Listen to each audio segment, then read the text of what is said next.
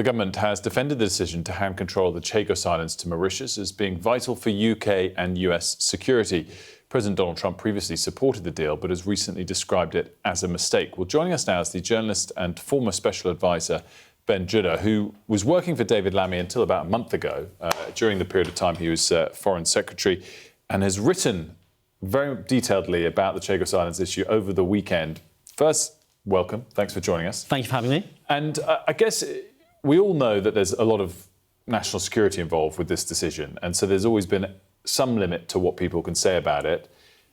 You're still limited to what was national security, but you can talk about it a bit more than certainly when you were working for David Lammy. Sure. Well, the first thing to say is that what's happening at that base in Diego Garcia, which is the main atoll in the Chagos Islands, is so crucial, so important and so vital for British national security that it's under the Official Secrets Act. So I can't tell you what it does, and that's frustrating, of course, in trying to explain the deal. But once you know what it does, you understand the British state's logic of we have to remain involved there at all cost. So this is what I thought was most striking to me about your article, is it's not just a case of doing something that the US is content with and that perhaps ticks all the boxes of international law. Your article, to me, suggested there was a route that might have just seen the US do a deal that cut us out of that. You kind of implied that... 100%. So let me kind of explain a little bit about how we ended up in the Chagos conundrum.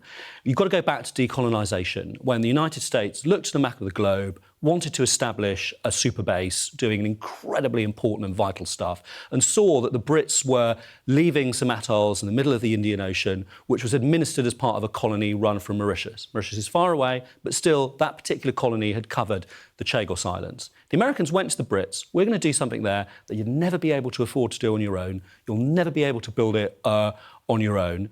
But if you carve off this territory from Mauritius, you stay and you call it a British overseas territory and you remove the native population for us, we will let you fly a British flag over it and have a tiny amount of troops there that will give you access to this superpower.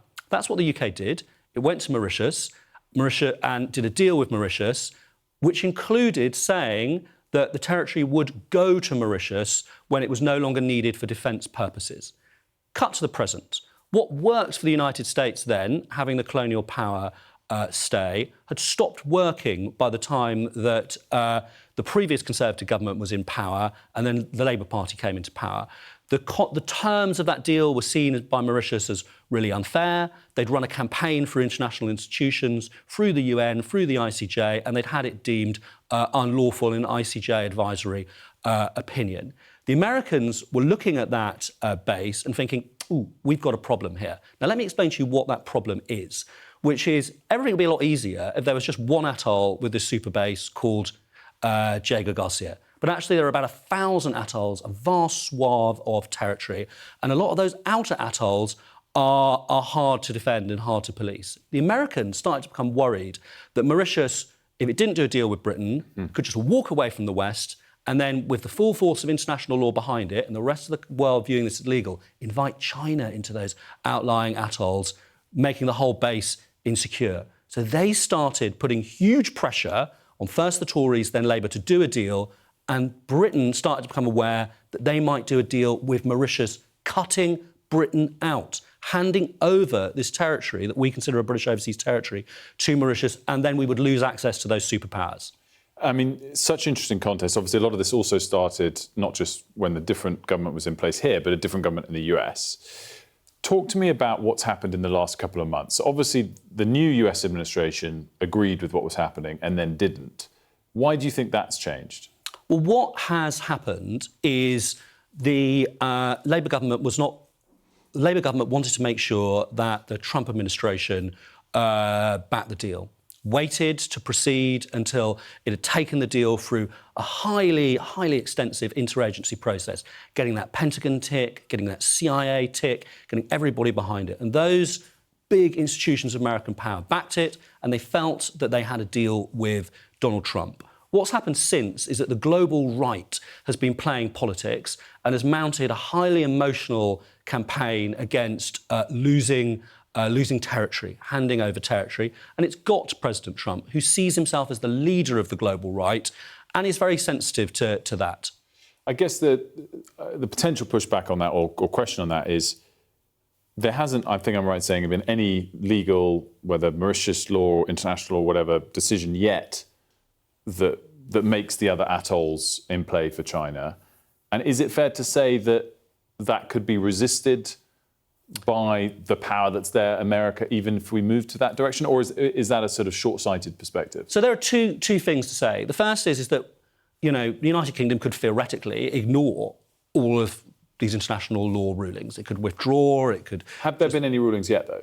So there's been an ICJ advisory opinion, which has been backed up by the UN General Assembly, where our European allies have also stood behind Mauritius, and the UK has been very isolated. And then there have been rulings that have led us to believe that a binding judgment will be coming over this territory, which will lead to real problems. But the main problem is that Mauritius could walk away from the West, go on the global market and invite China into those outlying atolls, fully backed up by the weight of international opinion. And then we would have to start defending it.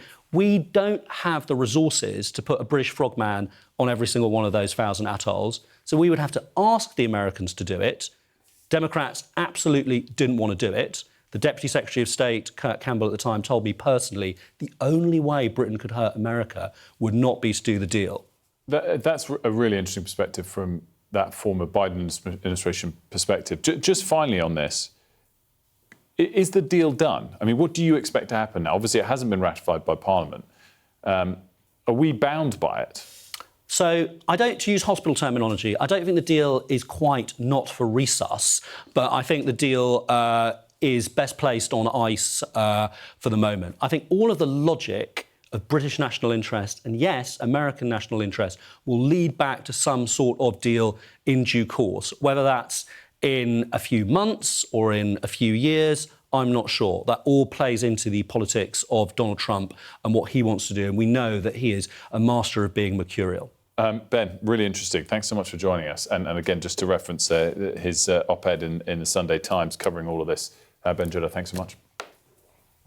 Fascinating, really interesting on such a hot topic in politics.